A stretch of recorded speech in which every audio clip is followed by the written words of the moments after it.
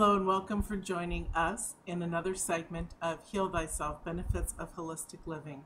I'm Mia Saenz, your host, and with me in this segment is a dear friend of mine who's amazing, and that's why I love to interview him so much. His name is Daniel Hill, and he's an advanced EFT and NLP master, and he's also a clinical hypnotherapist, an Enneagram specialist, and he's pretty cool. So welcome, Daniel. Bless you. Thank you. What a lovely introduction. Thank you. It's lovely to have you here. Now, I asked you to be on this series because you have a huge area in which you do many, many different types of healing.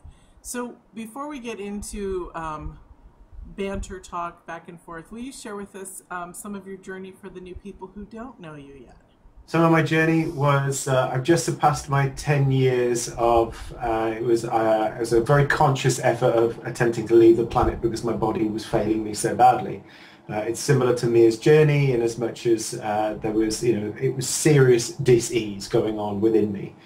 And I survived that, and I endeavored to continue to work on myself.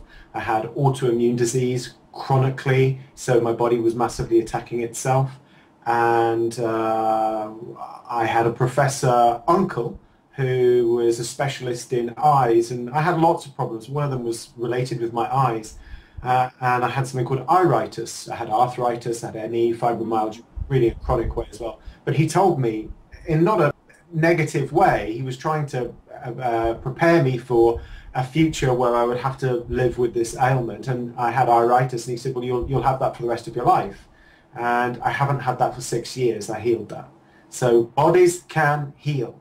Yes, they can. And iritis is within your eyes? It's within the eyes. The whites of the eyes used to swell up so badly I had to take steroids because otherwise the retina could get detached from the back of the eye, and that would cause irreparable damage to your vision, if not blindness. Right. That was caused by huge amounts of fear, and I had to work on that. Mostly, I did a lot of the EFT work with that, but that's just one aspect of the healing, and there was lots of things that went on. Awesome, that's wonderful. Thank you. That little tidbit I didn't know before.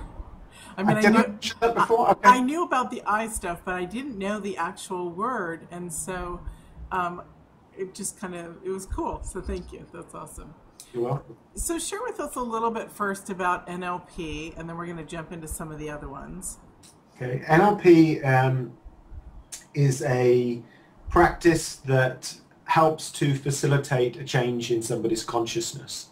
So it's like a waking state of hypnosis, and we all are subject to some kind of hypnosis when we're watching adverts on the television. We're not in hypnosis watching that, but we'll find that when we go to the supermarket, we'll just go for one brand over another. So this is an NLP for Dummies book, if anyone wants to go and have a look at it. There's plenty of stuff online about NLP. And it's a way to influence others. Now, we can use that in a negative way and in a positive way. A negative way would be you could use it for sales and really influence someone to buy your product. And of course, companies will use this. They'll make that jam spread more attractive than the other jam spread, and they'll do it in their way. Now, when we're using it in a therapeutic context, we're using it to influence somebody's limited state of consciousness, which is causing someone to have an ailment, a dis-ease, whether that is physiological or psychological. It manifests within the body or the mind. So NLP, quite simply, because it's very complex, is a way of being able to shift your beliefs. That's awesome. It's kind of very, very interesting because people don't realize how shifting our consciousness, being aware of what we think, correcting our thinking energetically, and all this really does heal us. It really does. I mean, we are just thought. We're not really matter scientifically. In the physics, we're not even. These particles that are put together. It's just truly amazing when we realize how. I just think that humans are amazing creatures. I mean, we all are on this planet, but when we utterly amazing, utterly amazing. and the possibilities are all within us, absolutely. Most probably people listening to this are aware of that to some degree, but how can I access that? And so the tools that I use all work on the unconscious mind with unconscious limiting beliefs. And that those unconscious limiting beliefs are causing a fearful consciousness, an angry consciousness, a sad consciousness, a depressive consciousness. There's something about a belief about the self and the universe. So there's two things there. We are the universe, we're not separate from it, in as much as the head is not separate from the body. It's all one. So when we're talking about a belief, like let's say a great, with my iritis, let's use that sort of, I hated what I saw. I hated what I saw in my life, and I hated what I saw in the world. I hated what I saw within my body, and I hated what I saw outside. So when I started to envision a better life for myself, doing something that I enjoyed doing, with people who were kind and loving and I wanted to be around. And I eventually started to manifest those into my life through all different types of actions and practices that facilitated a shift in consciousness. My eyes, took me about 18 months to heal that. And so this isn't like necessarily like quick fix. You can do great work with people. A young 11-year-old child I saw this morning, who her parents brought her, probably expecting sort of a miracle, a cure within a short amount of time. And I'm very honest and say, look, with this particular case, I think it's going to take 5 sessions, and let's do that every week to fortnightly. With what I had with serious disease or serious unease, it took a long time, because where my consciousness of where it was very, very limited. Because of traumas, because of conditioning, childhood stuff. It all goes back a lot to the past, because this is where our unconscious mind is downloading information about the world and thus about ourselves and our reaction to it. So when you start engaging with the world in a different way with a new set of beliefs, which this work can aid you to manifesting, your life becomes better and easier, because your beliefs about yourself and the world are more harmonious, they're more productive, they're about flowing and about engaging and living more from your heart, which is about love, which is why I love you, Mia, because you're all about self-love. And if you think about if we have fear on one side, what's the opposite of fear? I used to think it was peace, because I used to meditate a lot. That's what it is. But actually the other really strongest emotion right on the other side is love. Peace is there. Peace is not far away from love, but it's actually love. So we're talking about this creates the consciousness here, but this creates consciousness too. So love is a consciousness. So to come out from here, if we're talking about healing the self or a healing, we're talking about coming out from an unease or a disease, whichever way you want to look at it. And there's a big book here. This is one of the guys. This guy looks a bit like Santa Claus, which say Father Christmas now. Really nice guy, Enneatype 5, I'm absolutely sure, who wrote this book quite a long time ago, actually. This is like a turbocharged version of Louise Hay, and that's called Messages from the Body, Their Psychological Meaning. So it's $129. It's you could look up any ailment, anything in there, any disease, whether it's psychological or physiological, and it will tell you about the consciousness behind it, what someone's actually thinking. And I've been using that. I've been using that with my clients for the last. When did I buy it? Bought it in mid 2008. So work that out. It's a long time. 5.5 years, and I'm close to seeing. I'm well over. I'm close to seeing nearly 1,300 clients. That's locally, nationally, through Skype, around the world. I have clients in America, Europe, and all over the place, just like you do here. And I use this as a reference point with facilitating a shift in consciousness. You can't always do it immediately, but by referencing this, and someone comes back and says, well, I've got an illness, this is what it is, I'll say, well, would you like me to look it up for you? Sometimes they come wanting to heal that illness, sometimes they'll come with other issues, and that just comes up, and I'll say, okay, how about I just read this back to you, and they go, wow, that's spot on. Yeah. Some clients aren't ready to heal it and will throw it back in my face and say that's a load of expletives. And that's okay. that is okay. That's always an indication that it's actually touched a nerve. Yeah. It's done something. And I let it go, and I often listen to my gut and say, shall I allow this person the opportunity to understand this information? That in itself can be healing. Right. And key. I had this a long, long time ago where people were saying that my illness there was a correlation all the way back in 1997.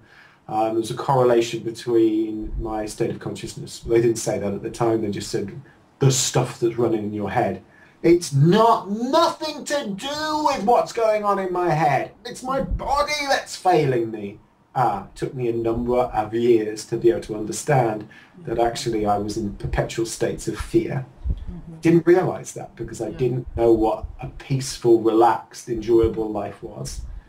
And that sounds a bit strange, but I really didn't, because my reality was one that was always fixed in that way. This life that I lead, how I lead it now, and I lead it as much as I can through my heart. I'm more of a head type on the Enneagram. I'm a type 6. Maybe people could look that up. I've got loads of videos about the Enneagram. But I have to do a lot of work to get out of my head and get into my heart, get into my body. But that was very, very key for me with all the healing. And it is with most people. It is about coming into a state of love. And I know for you and me as an Enneagram type 2, I'm absolutely convinced. And so for an Enneagram type 2, the healing is self-love. And so this, in a way, when I'm working with people, although I work in a different way to you, it's still about a shift in consciousness, and it's still about coming from fear to love. And if people invest in a package of sessions with me, one session, a package of sessions, some clients are up to nearly 50 sessions with me that have been coming for 3 years, it's that that in itself is self-love. I have invested massive amounts of money to do all this training because it's out of self-love, because I was interested in it. I wanted to learn it. I wanted to help people in a way that really made a difference and a change, whereas I had counselling before, and that was very nice to talk to somebody, a very nice French lady who I saw for nearly 2 years, and somebody else, but it wasn't shifting my consciousness as much as this work. Right. And this is like going to see a hypnotherapist, but you're not, zonked out, and they're going, you now feel very relaxed about the work. They're working on specific individual things that someone is in a state of unease about. Right. Well, this is so much the human dream that we're living in. And it was, when you're talking about fear, it's amazing how fear does really come up and come upon our life in many different ways for each person. And my eye problem too, that was healed, where I had the doctors later said that it was a migraine explode in my eye, and so I couldn't see for a long time. And through prayer, instantly, I had to calm my fears, and I was also sick at the time. And so this was when I was 16. What was the illness? What was the eye problem? I was away at boarding school, and there was a lot of discord going on in my family with my mother and my mother's husband now. Before they got married, they broke up for a while. And my father had just passed the year before. I was fighting with my boyfriend, who I adored, and we're still really close friends all these years later. And one night I woke up with my ears bleeding, so my brain was bleeding. And I couldn't hear, and I couldn't eat, and it was 2 weeks left or a week left of school, and nobody knew that I couldn't eat because I couldn't talk. And they knew that I was sick, and so I didn't get to do a lot of my finals. But when I got home and flew home, the fear was so strong that I kept being in the moment of being on the airplane taking off, that my eyes just all of a sudden, I felt this huge pain, and I couldn't see. And I remember my sister and my mother laughing at me. I was getting out of the shower because I'm just like, trying to make noise and feel my way to my bed. And, I had to close my door because I could barely, I could more energetically feel their thinking that I was messing around instead of being serious. Sure. And what I did, because for me, growing up metaphysically, it was, I just put myself back into the alignment of God and kept trying to affirm that I was not separate from the divine at all. So this experience that I was in at the moment was not any part of me. And when I started to realize that and remember, sometimes we have to remember that I've had healings before. Louise Hay's and the religion that I grew up in, Christian Science, are offshoots of each other. And so Yes. when you learn how to shift your consciousness that way, you really do create amazing things in your life. So anyways, so doctors have said that it was some type of a migraine. I mean, they don't know because it didn't happen at the moment while they were there and I was in the chair. Yes. You know, but later on when I went to see them, that's what I was told. So I often give my clients the metaphor that we're like a car. So if you're running down, you'd call it a freeway, we'd call it a motorway. So if you're running down that fast lane, you know, and because life is like, if you're in that stressful place, and that motor, which is your body, which is really not wanting to live life like at 100 miles an hour, something's going to go. It's going to be the exhaust, it's going to be a tire, it's going to be the carburetor, it's going to be a valve, something will go. So I've never met anybody who has a disease like something like that. You know, you ask about what's your life like, and the life is stressful. There's something really major going on. There's also a link with I'm going to reference matrix reimprinting, which is something which is a tool which uses EFT to go back to the past. I remember when I was doing a course called EFT and Metamedicine in 2008 with Richard Fluke and Carl Dawson. There was a link with a serious disease manifesting 18 months after a trauma, something happening.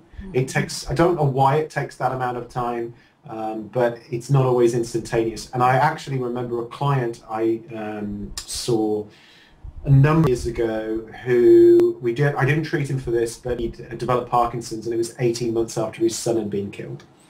Manifested literally 18 months. And I know Parkinson's disease, which this book, look at Louise Hay as well, it's a need to control all of the time. So that trauma would have sent him, he had 2 children, so he lost his son, beloved son. And that would have made him, he was a control type, I'm convinced, and would have made him exceptionally controlling. And literally something like Parkinson's disease, which is a lack of dopamine produced by the brain, is a state of consciousness again. Right. And that's very radical to say, but if you can get your head over into this side, it's, you know, does the body make mistakes? Or are we open to that the disease is a state of consciousness? Disease, if we were to say it, was unease. So what are we, if we were to say, so I've been diagnosed with this terrible disease, you'd go, oh, no, I'm not sure you'd go. Most people would go, oh, that's terrible. Now, if you were to say, Mia, I've been diagnosed with this terrible unease, you'd probably say, what about? Yeah, exactly. There's a difference. And that's, you know, hyphenate disease. Right. And look at things in your life that you can create ease around, that need your focus, that need your attention. This says messages from the body. So that is what's going on. What is the message that's being communicated here? And as a coach, which I'm absolutely convinced that you'll be in this state of vibration, it's often we're intuitively picking up on things, but also using a client's intuition to get themselves out of the pit of where they are. You know, sometimes I will say to my clients, they're in this room and they're opposite me. Occasionally, I will say, we'll swap seats, and I'll say, so if you were me, what would you say? And often the answer that they're looking for comes from them. So they ultimately know, well, actually, I need to do this, but I'm terrified of taking this action. And we work on the fear, and then they go away and take action. And it might be incremental. It might be big steps. But a lot of healing is self-healing. It is. People aren't empowered enough to know that you can heal, that labels that you are given by professionals are useful, but it doesn't mean that they have to stay labels and that's how it always will be. If you shift your beliefs, you shift your reality, and you shift your physical self. There's Dr. Bruce Lipton, who wrote The Biology of Belief, talks about that consciousness is within the cell. So it's like cellular biology. So the cell is reacting It's not that the cells in your legs are actually, you by working using this kind of tools, whether it's EFT, NLP, you're shifting your beliefs, Right. getting more into states of love, Mm-hmm. you're changing yourself molecularly. It's that each cell has actually an intelligence of its own. It does. It does. That's what I was going to say. Absolutely. Candice Pert talked about this, bless her, she's passed on now. But that was molecules of emotion, I believe, and there was plenty of other things that she did. It's really amazing how when we shift, all we have to do to begin our process is just first to desire and then to take the action and the steps to move forward. And for those who are watching, and this is just so new to you, you're not to turn into a genie immediately and create this magic. You can if your thought is up for it and can shift.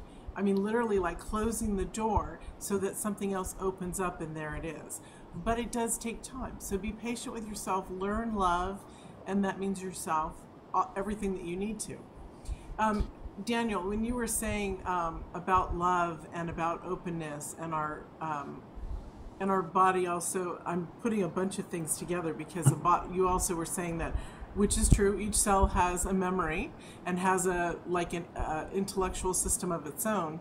When we put ourselves into those spaces of becoming more loving, becoming more responsible, becoming more, I'm now using the terminology besides self-love into self-discovery because I'm reaching out to the mainstream community, that when we do this with ourselves, we can shift so much. We can heal so many things. We can literally motivate ourselves to become physically more active, to be a better machine to carry our soul. And yes. So it's beautiful. Yeah, absolutely. Beautiful. A lot of it is a personal responsibility and understanding that you are where you are, and you may not be exactly where you would like to be, but you can take that. What's your three? It's dream. Dream, believe, create. Dream, believe, create. Yeah. It's very simple, and it's very. It is that simple. But it's also that, paradoxically, it's also that complex.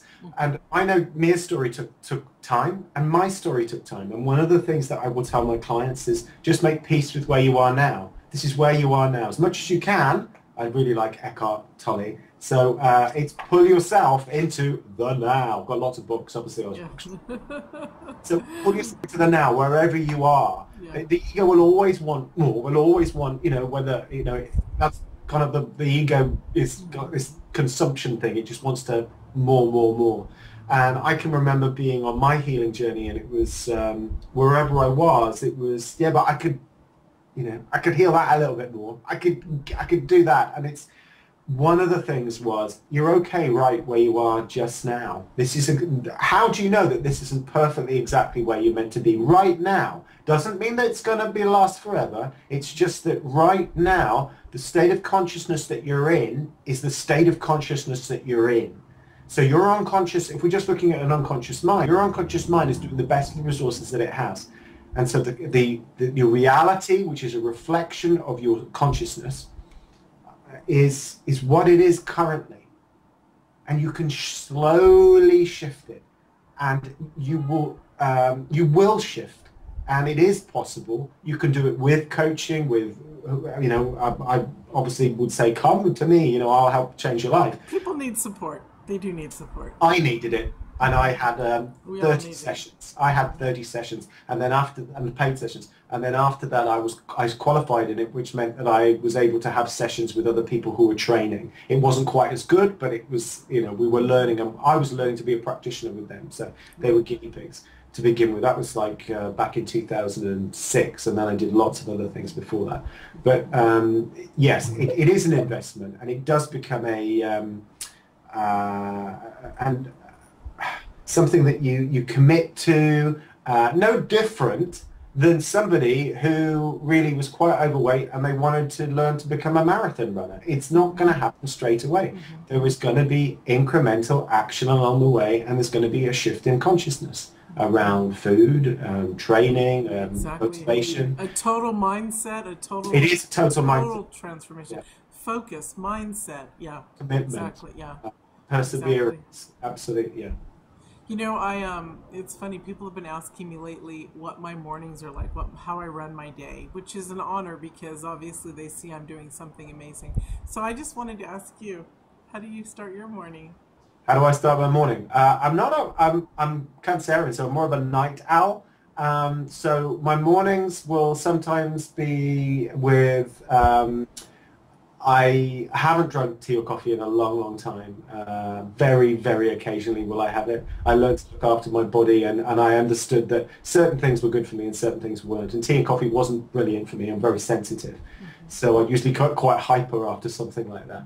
So I will have, I've got a lot of Polish friends, and I have some beautiful homemade Polish tea, which I make in a pot, which has lots of vitamins and minerals and all different goodies. That's really good. Sometimes I will meditate. Sometimes I will just walk around the block. Sometimes I will stretch. Sometimes I will go for a longer walk. Often I just listen to what I need to do that day. Sometimes I'll just rest and not do a lot and sort of and just enjoy sort of sleeping in or reading a book or whatever. It depends on where my clients are throughout the day. I don't really have that so much as a ritual. I know that other people do, but Like me. really, okay. Oh yeah, I have it's my most favorite thing in the world. Evenings are my favorite time. Yeah. I like stillness. I love them too.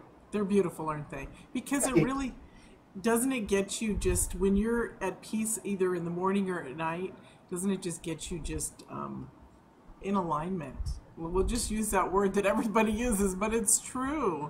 Because I'm highly sensitive, I pick up on a lot of energy. So if there are people who are driving to work, and I can hear the busyness in the morning, and I can pick up on that voices. I like solitude, and often I can spend evenings where there's literally, there's not you can't hear anything. And sometimes I'll go out and just look at the stars or look at the moon, or I have a friend and go over, he's got a 17 or 18 foot high pyramid that he built, and it's got a meditation chamber, and I'll happily spend an evening there where it's just he and I around a log fire, and then dip in and out of the meditation pyramid. So I prefer my evenings to mornings, but having said that, there's a video I've got with me. I got up when I went to Mexico 2 years ago. I got up when everybody else was fast asleep, because we're something like 6 hours behind Mexican time. I know I'm 8 hours behind you right now in LA. It's 20 to 8 at night here. But I got up really early in the morning because I never really adjusted to the time. So I got up at about 5 a.m. So it was like about 11 a.m. still in my head. Yeah. And I liked those mornings because nobody was around. Exactly. Long walks on the beach. I made a coaching video, which I shot just for the bin. I put it on an iPhone. I made a slit on a piece of driftwood. And I really enjoyed that. But in England, it's nice and sunny. If it was really nice and sunny, I'd probably get out with a blue sky. It's not like that in England. That's in the morning at this time of year, it's like, it's like darkness, cold, mist, rain, where's the sun? Oh, it's above the cloud. Yeah. And granted, that's probably why I love my mornings so much, because it's me time. Anytime you guys can, like Daniel and I are saying, spend you time with just you, and it takes time to get past into this quietude. It does take time. There were times when I couldn't be by myself, and I'm sure you were that way too. You'll love it, so just do it. Daniel, we are so out of time, but I don't care. Share your free gift with us. Please. My free gift is I've been interviewing people for quite some time now, and I've built up an interview segment where I've got about 7 people that I've interviewed. One of those people is you. One of those people is me. But there's another 5 people as well. They're amazing stories, yeah. These are amazing stories of inspiration, and I've called it my secret series of inspirational stories, from impossible to I am possible. One of the people that is on there is Princess Diana's cousin, Margaret Thatcher, who was Prime Minister, woman Prime Minister in this country. The IRA tried to assassinate her in the 1980s, and they didn't, but they killed Joe Berry's father. and Joe Berry is a direct cousin of, they have the same grandmother as Princess Diana, and I saw her story, and she had not only forgiven her father's murderer, she had become friends with him. And I thought, wow, that's a shift in consciousness that you need to do. Right. So I've got her, I've got other people who've recovered from suicidal depression, I've got other people who have recovered from alcoholism and bulimia, and so that's beautiful, beautiful, beautiful. That's awesome, honey.